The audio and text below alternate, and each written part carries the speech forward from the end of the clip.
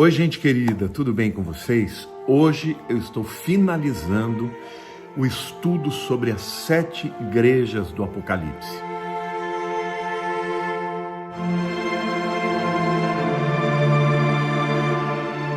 Estas 7 igrejas, como eu tenho sempre dito, elas foram 7 igrejas locais na Ásia Menor, lá na Turquia, atual Turquia, mas elas representam uma palavra profética à Igreja de Cristo ao longo de todos os tempos.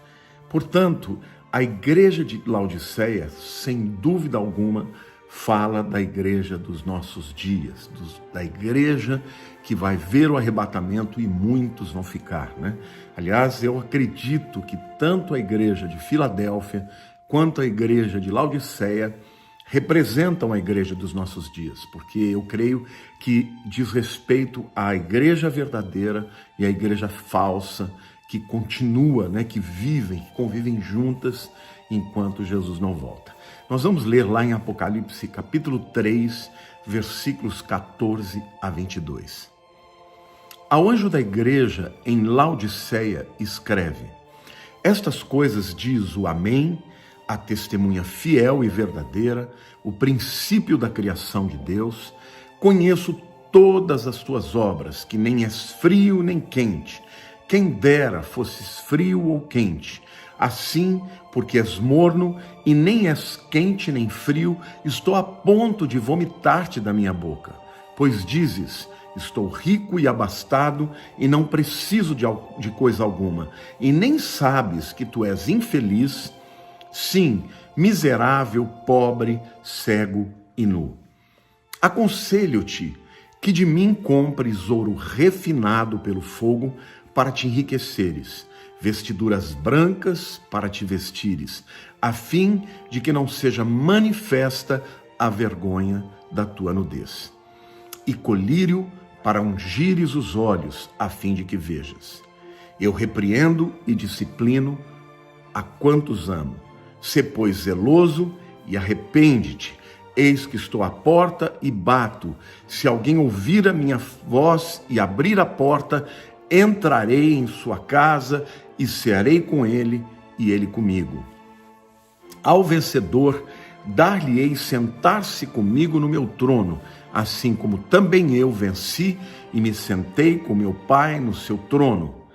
Quem tem ouvidos, ouça o que o Espírito diz às igrejas. Eu quero começar fazendo aqui uma correção, porque eu falei que a igreja de Laodiceia é a igreja falsa. Não, ela não é a igreja falsa. Ela é a igreja morna, mas ela é verdadeira. E o Senhor Jesus tem muita gente dentro dela. Mas ela representa, de fato, aquela igreja que está convivendo com a apostasia e muitos estão caminhando para a apostasia, né? Mas ainda assim é uma igreja verdadeira, até porque Jesus se dirige a ela como sua igreja, né? Bom, eu quero começar falando da cidade de Laodiceia. Então, estas 7 igrejas, elas estão dentro de um arco. Se você vê o mapa, ele parece um arco, né? Começando com Éfeso. E a cidade de Laodiceia é a última das 7 igrejas e completa esse arco. Ela foi fundada por Antíoco II, tá? Que deu o nome para homenagear a sua esposa Laodiceia. Então, na verdade, a cidade, né, foi fundada por Antíoco II e deu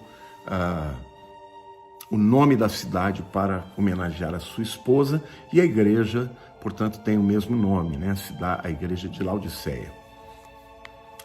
Essa cidade era uma cidade muito rica, porque ela era um centro bancário. Então, tinha muita prosperidade, tinha muito dinheiro armazenado, né? Havia templos, havia teatros muito bonitos, né? Era uma cidade também conhecida por ter uma escola de medicina muito avançada para a época. Era muito famosa, né? E eles produziam ali também um dos melhores colírios da antiguidade, né? Chamado inclusive de colírium. Daí vem a palavra para todos os colírios que a gente usa, tá? Ela também tinha fábricas de tecido, especialmente de uma lã negra escura, tá? Que era muito cara na época, era produzida ali também. Além disso, muitos minerais também eram achados naquela região. Então a cidade era muito rica e era uma cidade que se sentia, né, poderosa, que não tinha necessidade de nada, porque tinha muito dinheiro, tinha afluência de pessoas e daí por diante. Jesus, mais uma vez, se apresenta como um conselheiro, aquele que vai dar conselhos para a igreja. E lá no versículo 14, ele diz assim: ao anjo da igreja em Laodiceia escreve. O anjo, obviamente, é o líder espiritual, né? O pastor daquela igreja, porque a palavra angelos significa mensageiro, né? Estas coisas diz o amém. A palavra amém, no grego, ela significa verdade. Quando Jesus diz em verdade te digo, ele diz amém, amém, lego su. Eu digo para vocês, eu te digo, né? Então, amém significa verdadeira, aquele que é a verdade, a testemunha fiel e verdadeira. Mais uma vez, a gente percebe aí o que é o subproduto da verdade. É a fidelidade e uma vida verdadeira, né? A vida verdadeira é uma vida que se expressa através da verdade. Então, na verdade, Jesus está falando assim, olha, eu sou aquele que é a verdade, aquele que é o assim seja, aquele que é fiel, né, porque anda em cima de fidelidade, em cima da verdade, cuja vida é marcada por atos, por palavras, por atitudes verdadeiras, né? Ele diz também, ele se apresenta o princípio da criação de Deus. Aqui, gente, tem muita interpreta como ele sendo a primeira criatura. Não, ao contrário. A palavra princípio é a origem. Jesus é a origem, tá? É a causa de toda a criação de Deus. Ou seja, Jesus é aquele que iniciou tudo. Colossenses diz que sem ele nada do que foi feito se fez. Portanto, ele é o princípio de todas as coisas, a origem de todas as coisas. Jesus não é a criatura de Deus, não é a primeira criação. Não, Jesus é o Criador. Esta palavra tem sido interpretada de maneira errada por muitas das vamos dizer, das heresias que temos aí no mundo da cristandade, né? Mas ele é o princípio de tudo hoje, ou seja, toda a criação veio de Jesus, tá? Então ele é a testemunha fiel e verdadeira, isso fala do caráter de Jesus, ele é o princípio da criação de Deus, ou seja, tudo se iniciou com ele, tá? Aliás, ele é o alfa e o ômega, o princípio e o fim, não é isso? Tudo começou nele e tudo converge para Jesus. Não é maravilhoso, gente? Tudo vai convergir para Jesus, tá? Ele é aquele que criou as estrelas, que fundou os mares, que levantou as montanhas, que criou o universo como um todo.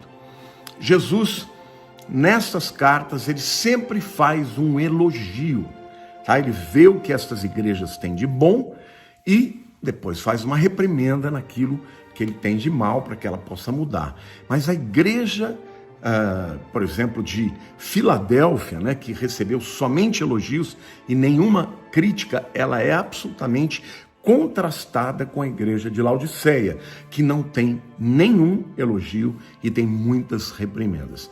Em função disso, eu creio de fato, de todo o meu coração, que tanto Filadélfia quanto Laodiceia são duas igrejas que representam a igreja de Cristo no tempo do fim.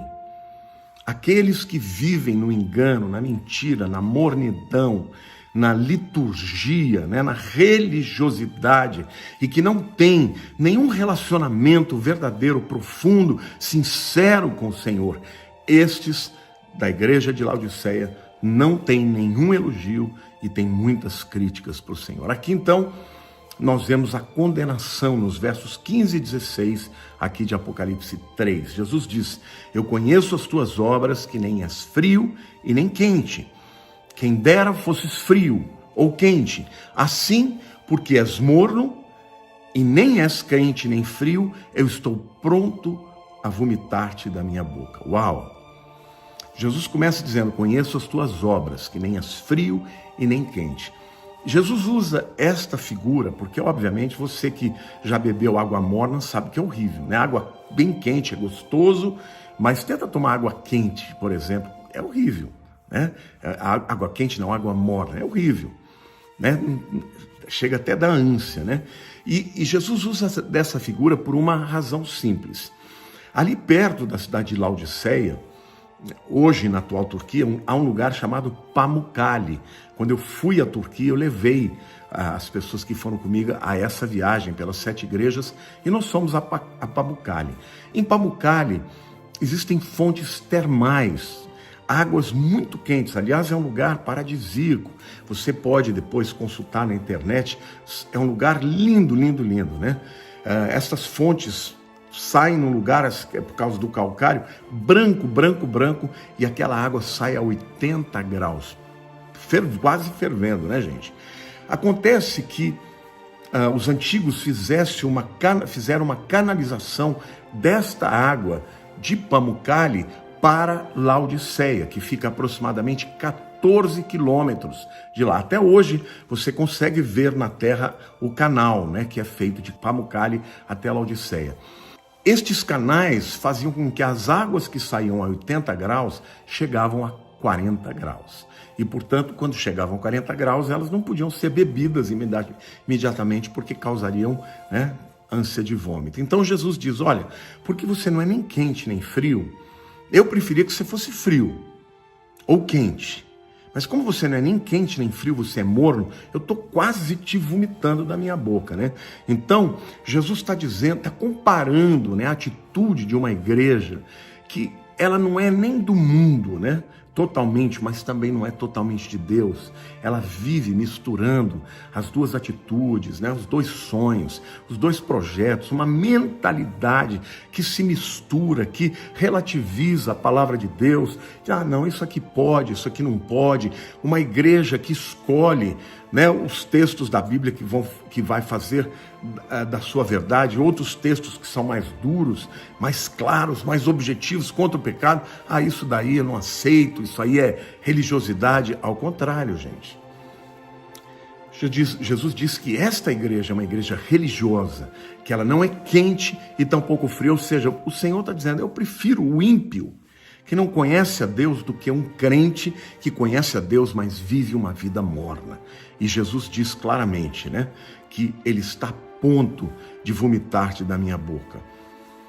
Isso, gente, pode ser uma referência a estes crentes que são crentes, salvos, mas que talvez ficarão aqui na grande tribulação, porque por causa de uma atitude de mornidão, de falta de paixão, de falta de amor, de falta de propósito, de falta de consagração da sua vida para Deus.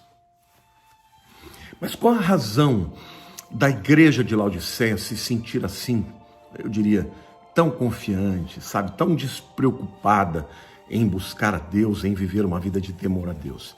Primeiro, Jesus fala a respeito do que eles pensavam de si mesmos. E ele faz uma crítica muito contundente.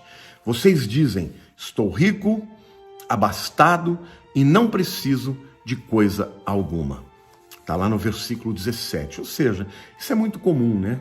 Quantas pessoas você conhecem que porque tem dinheiro e tal, levam uma vida, sabe, despreocupadamente, né? Sem pensar em Deus. Só se preocupam com Deus naquela hora difícil, de uma enfermidade, aí busca Deus. Mas volta ao normal as coisas e a pessoa volta a ter aquela vida à parte, né?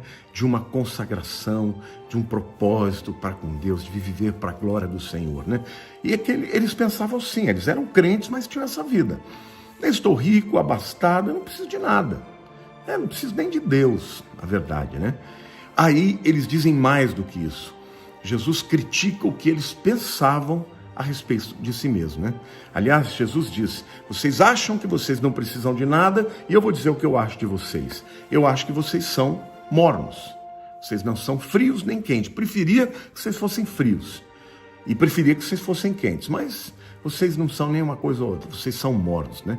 Então, essa mornidão, que é uma característica muito comum dos cristãos hoje, é algo que irrita a Deus, abomina a Deus, causa ânsia neles, né? São crentes que só procuram a Deus quando as coisas dão errado, né? Ou quando um negócio não dá certo, quando a vida profissional está indo à bancarrota, ou quando um problema familiar, aí buscam a Deus. Mas quando as coisas voltam a ficar boas, deixam de buscar a Deus e voltam de novo a viver uma vida em que Deus está colocado de lado. Qual é o conselho que Jesus dá para a igreja de Laodiceia? Jesus diz que eles deveriam comprar de Deus, obter algo de Deus. Na verdade, 3 coisas diferentes que têm a ver com a realidade daquela cidade, do que eles produziam, e Jesus usa aquela figura, essas figuras, para falar de realidades espirituais que eles deveriam estar buscando em Deus. A primeira coisa que Jesus fala é: compres de mim ouro refinado para o fogo, para que possam ser ricos. Aqui fala de fé. Lembra que eu falei no início que ali era uma cidade que era um centro bancário? Então tinha muito ouro naquela cidade, ouro, prata, Então era uma cidade que tinha demais aquelas coisas. Aí Deus falou: olha, ao invés de vocês ficarem tão preocupados com o vil metal, com o ouro, com a riqueza que vocês têm aí, vocês deveriam comprar de mim a verdadeira riqueza, que é o quê? A fé. Porque sem fé é impossível agradar a Deus. E com fé nós conseguimos qualquer coisa que nós precisamos do mundo espiritual. Então, a verdadeira moeda que Deus está dizendo que eles deveriam ter e armazenar é a fé no seu coração. A segunda coisa que o Senhor diz que eles deveriam comprar são vestes de linho branco, para que pudessem ser cobertos na sua nudez. Olha, gente, isso fala do quê? Fala de uma vida digna, de uma vida abençoada por Deus, para que eles não permanecessem na vergonha da nudez. Lembrem-se, voltando lá para o passado, Adão e Eva estavam nus no paraíso, e eles nunca perceberam. Eles nunca sentiram vergonha da nudez. Por quê? Porque eles eram cobertos pela glória de Deus, pela Shekinah de Deus. No momento que eles pecaram e a glória de Deus saiu da vida deles, eles perceberam a nudez e o pecado e a vergonha. Então, quando Jesus fala que eles deveriam comprar vestes de linho branco, ele mais uma vez faz uma referência a uma alusão ao fato de que naquele lugar havia fábricas de tecido, inclusive de linho, de lã e tudo mais. Agora, o linho branco nas Escrituras fala de pureza. E como que nós podemos ter a nossa nudez, a nudez dos nossos pecados, da nossa vergonha cobertos? A verdade, gente, é que nós continuamos sendo pecadores. Nós pecamos por atitudes, nós pecamos por pensamentos. Muitas vezes nós temos pensamentos pecaminosos, lascivos, pecados, por exemplo, de inveja, pecados de raiva, pecados que desagradam a Deus, que são obra da carne. Então, ninguém vai poder chegar na presença de Deus e ser justificado pelas suas próprias obras. Porque, como diz a palavra, as nossas obras são como trapo de imundície. Essa figura, trapo de imundície, eram aqueles panos que as mulheres menstruadas usavam. Não tinham os absorventes, elas usavam os panos. E isso era considerado algo impuro perante Deus. Então Deus está falando: olha, as obras de vocês são como trapos de imundície. Ou seja, ninguém vai poder chegar perante Deus, meus queridos, e ser justificado. Como nós podemos ser justificados da parte de Deus? O que significa de fato comprar estas vestes de linho branco para cobrir a nossa nudez? Fala da justificação que nós temos em Cristo Jesus. Romanos 5, versículo 1 diz: justificados, pois, mediante a fé, temos paz com Deus, por meio do nosso Senhor Jesus Cristo. É aquela completa consciência de que se nós não dependemos dele pela fé, nós jamais seremos justificados. Mas quando você crê que Jesus é o seu Salvador, que ele morreu no seu lugar, a justiça dele vem para nós. E é como se ele estivesse vestindo a nossa nudez. Vocês se lembram que Adão, quando fez uma roupa a partir de folhas de figo, aquilo não foi suficiente para cobrir a sua nudez? Mas quando ele fugiu e se escondeu de Deus por causa da consciência da nudez, o próprio Deus matou um animal ou 2 animais e com a pele desses animais ele vestiu Adão e Eva. E aí eles não estavam mais nus, porque foram cobertos com uma pele de um animal inocente que foi morto, para que a nudez deles fosse coberta. Isso fala de Jesus. E ao longo do Velho Testamento, todos os sacrifícios de animais apontavam para Jesus. Então, meus amados, o que significa comprar de Deus? Significa, pela fé, aceitar que Jesus morreu no nosso lugar e viver debaixo dessa justificação e desta justiça. E significa viver uma vida buscando a santidade, mas sabendo que por mais que a gente tente, não será pela nossa própria justiça e a nossa própria santidade que nós estaremos limpos, vestidos com vestes brancas perante Deus, mas será por conta daquilo que Jesus fez. A fé nele, a aceitação do seu sacrifício na minha vida é o que me dá a garantia de que um dia, quando tocar a trombeta, eu estarei na presença do meu Senhor e do meu Salvador.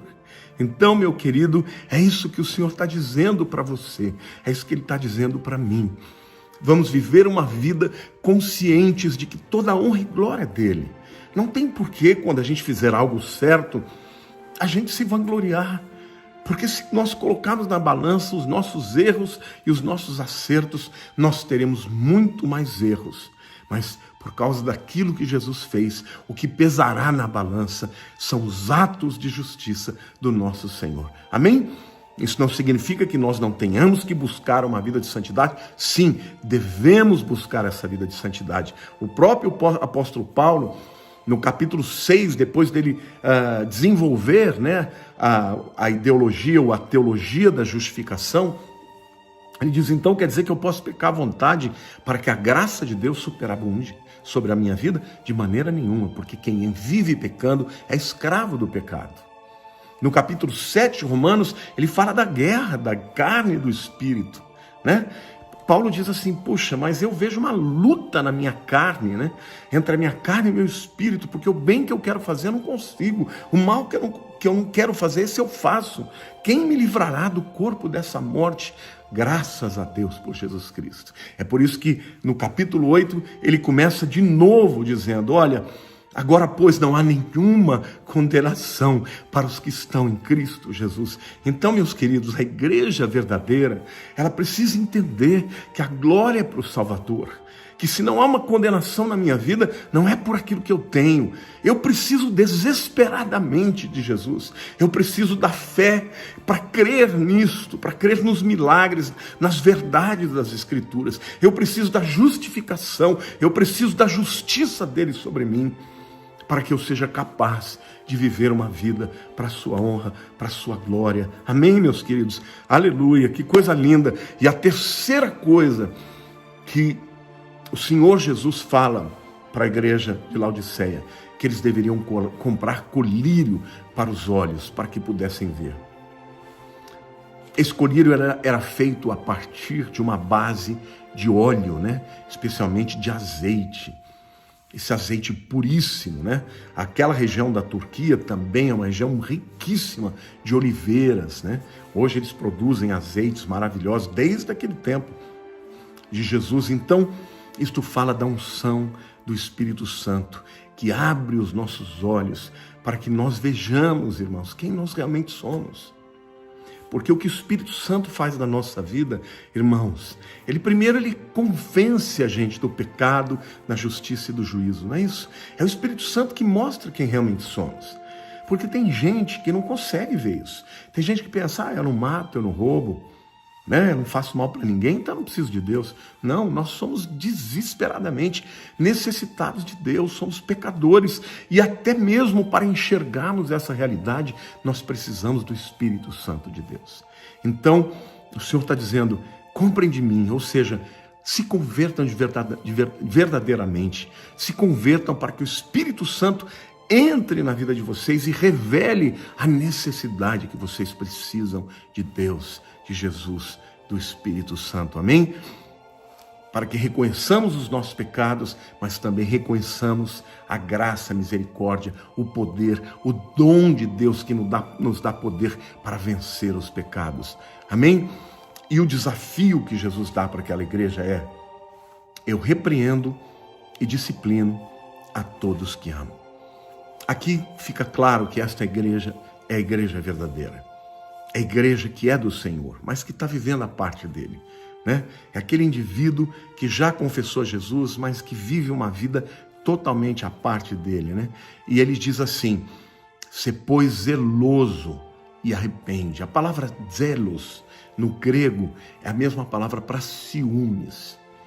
Sabe quando você tem aquela coisa que você tem ciúmes da pessoa que você ama? Porque você ama demais e você então tem aquele sentimento, né? A palavra zelo também, do ponto de vista negativo, é a palavra para inveja. Então aqui fala de um sentimento forte. E eu creio, sabe, gente, que o arrependimento, ele não é simplesmente lágrimas, mas o arrependimento precisa provocar aquela tristeza no nosso coração, para que a gente abandone o pecado, para que a gente não queira permanecer no pecado, para que a gente odeie permanecer no pecado, que a gente deseje se livrar do pecado. E o Senhor está dizendo: ser zeloso e arrepende-te, muda sua mente, muda o seu coração, passa a olhar para Deus como a pessoa mais importante na tua vida, passa a olhar para as Escrituras como a verdade, de maneira que elas te constranjam a mudar de vida, a tentar, a lutar, a pedir ajuda ao Espírito Santo para que você abandone o pecado. Amém? Quando você age dessa maneira, o Espírito Santo se agrada, ele te ajuda, ele te dá vitória. Se você cai, ele te levanta. Queridos, a pior coisa que pode haver, o espírito da apostasia começa a cauterizar a mente. Quando a pessoa peca de maneira deliberada e aí de repente ela já não começa mais a sentir culpa, ela começa a achar que o pecado dela é um pecado natural e que aquela vida é uma vida que vai ter um fim sem problemas. E aqui Jesus está dizendo: se pois zeloso, arrepende-te de verdade, muda o teu coração, busca a mim. Vejam que coisa linda, gente. Primeiro é a fé, né? Porque sem a fé você não pode nem entender o mundo espiritual. Mas depois você percebe claramente, né, que quando você põe as vestes brancas, né, compra as vestes brancas, fala da justificação, fala, né, da santidade posicional que te leva a uma santidade, né, vivencial, vamos dizer assim, que é a santificação. O colírio para os olhos é a presença do Espírito Santo cada vez mais revelando a verdade sobre o mundo, sobre nós mesmos e sobre Deus, né? E isso gera em nós um arrependimento, gera um quebrantamento verdadeiro. E aí Jesus termina dizendo: eis que eu estou à porta e bato. Isso é uma referência clara ao arrebatamento. É uma referência clara ao Espírito Santo tocando, a Jesus tocando o seu coração para entrar na tua vida e transformar a sua vida, mas também é uma referência à porta, a mesma porta, né, que é vista por João no capítulo 4, né? Logo em seguida esta palavra, aquela porta aberta no céu, esta porta que Jesus está dizendo: eis que eu estou à porta e bato. Se alguém abrir a porta, eu entrarei na sua casa. Fala da sua vida, né? Cearei com ele e ele ceará comigo. Esse cearei com ele e ele comigo é uma referência ao grande banquete das bodas do Cordeiro. Ou seja, estas pessoas serão convidadas especiais de Jesus. Você convida Jesus para entrar na sua vida e ele te convidará para o grande banquete, para as bodas do Cordeiro. Amém? E aí ele diz: ao vencedor dar-lhe-ei sentar-se comigo no meu trono, assim como também eu venci e me sentei com o meu Pai no seu trono. Aqui está falando claramente da igreja arrebatada que vai se assentar com Jesus em muitos tronos de autoridade no período do milênio. Isto faz uma referência ao fato de que no milênio Jesus estará governando no mundo. Nenhuma pessoa que tiver entrado no milênio como ainda pecador, né, se converteram na grande tribulação, mas se converteram a Jesus, vão entrar no milênio, eles não estarão no trono, ou seja, nas posições de liderança, porque eles ainda são pecadores. E no milênio, todas as posições de autoridade serão exercidas pelos crentes, estes que abriram a porta para Jesus verdadeiramente, e ele entrou no seu coração. Então, meu querido, eu quero terminar dizendo que esta igreja, o período que inicia é a partir do século XX, né? No ano 1900, e eu creio que é a igreja que vai até o arrebatamento. A minha palavra para você, meu querido, ame a Jesus. Tem tanta gente nesse mundo procurando nas coisas preencher o seu vazio, o propósito. Pessoas que vivem para ganhar dinheiro, né? Como Jesus disse, você diz, eu sou rico, sou abastado, de nada tenho falta. São pessoas miseráveis, porque Jesus disse para ela, tu pensas que você é rico, abastado, mas você não sabe que você é pobre, miserável, cego e nu. Pobre, miserável, cego e nu. Pessoas que acham que têm tudo e não precisam de Deus, não precisam viver para Deus. Na verdade, são miseráveis. Por quê? Porque quando essa vida terminar, não estarão juntamente com Cristo na vida eterna. Então eu termino esta palavra falando para você, esta é a igreja que nós vivemos. Nós precisamos pedir a Deus misericórdia. Precisamos abrir o nosso coração e crer no sacrifício de Cristo para que Ele nos vista de vestes brancas. Precisamos do Espírito Santo para que unja os nossos olhos, para que enxerguemos o mundo, a nós mesmos e a realidade espiritual. Precisamos ter um coração quebrantado, arrependido, um coração zeloso para lutar, para viver para a glória de Deus. E ainda que nós jamais alcancemos a perfeição aqui nesta terra, como o apóstolo Paulo disse, não, irmãos, não que eu tenha alcançado, mas uma coisa eu faço, esquecendo-me das coisas que para trás ficam e avançando para aquelas que adiante de mim estão, eu prossigo para o alvo, pelo prêmio da soberana vocação de Deus em Cristo Jesus. Sabe qual é esta soberana vocação? É o chamado para estarmos com o Senhor, para vivermos para a sua glória, para vivermos com Ele. Este é o desejo do meu coração. Eu digo todo dia, Senhor, eu ainda não alcancei, estou longe de alcançar, mas eu estou deixando as coisas que para trás ficam, e eu estou avançando para diante de mim, seguindo para o alvo, para o prêmio, para o dia do arrebatamento, para o toque da trombeta. Senhor, não me deixe aqui sem ouvir essa trombeta. Eu quero muito estar presente. Por quê, irmãos? Porque eu sei que tudo aquilo que Deus tem me dado, que é tanto, irmãos, eu me sinto tão privilegiado. E aqui eu quero dizer para você, não tenha inveja de pessoas que têm muitas coisas. Que o Senhor seja o teu galardão. Que Ele, o Senhor, seja o teu maior tesouro. Porque onde estiver o teu tesouro, ali estará o teu coração. Buscar em primeiro lugar o reino de Deus e a sua justiça, e as demais coisas vos serão acrescentadas. Deus quer tanto dar coisas lindas para nós, mas Ele quer que aquilo que seja o mais precioso da nossa vida seja Ele, que Ele seja o nosso tesouro e o nosso galardão.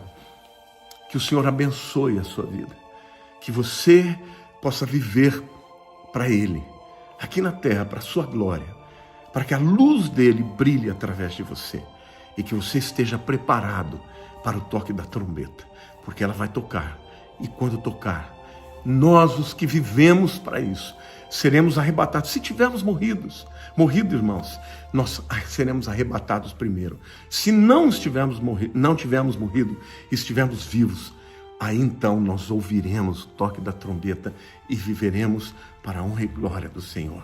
Amém?